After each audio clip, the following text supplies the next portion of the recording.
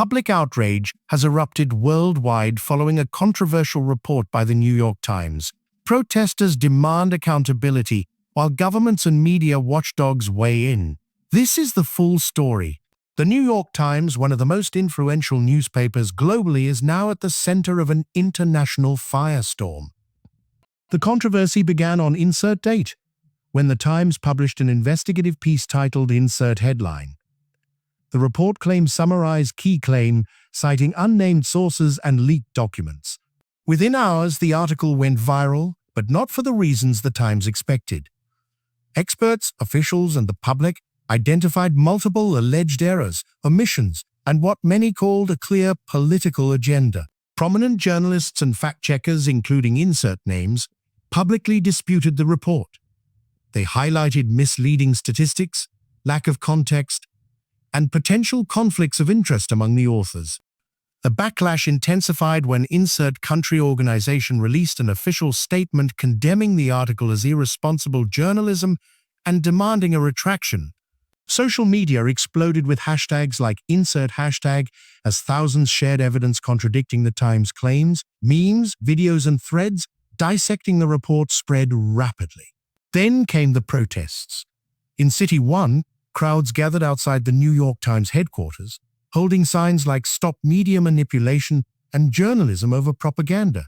Police were deployed as tensions rose. Similar demonstrations erupted in City 2, City 3, and City 4, organized by activist groups like Insert Names.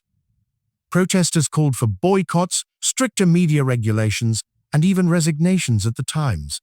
Meanwhile, international leaders joined the fray. Leader 1 accused the Times of Western media bias, while Leader 2 warned of legal action if corrections weren't made. The Times initially stood by its reporting, releasing a statement defending its sources and methodology. But as pressure mounted, editors announced a review of the article. This only fueled more anger. Critics argued the paper was stalling rather than admitting fault. Whistleblowers then leaked internal emails showing debates among Times staff about the report's credibility. By date, the scandal reached mainstream TV. CNN, Fox News, and BBC hosted debates on media ethics, with some commentators calling this a watershed moment for journalism. Legal experts also weighed in. Could the Times be sued? In-country lawmakers proposed new bills to hold media accountable for reckless misinformation. Amid the chaos, advertisers began pulling support. Companies like Brand 1 and Brand 2 paused campaigns with the Times, citing brand safety concerns. The Times stock price dropped X% in a week, wiping out $1 million in market value. Shareholders demanded transparency, and rumors swirled about leadership changes. Then, a bombshell. An independent investigation by organization confirmed key flaws in the report. The Times finally issued corrections.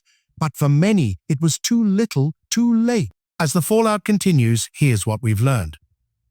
First, trust in media is more fragile than ever.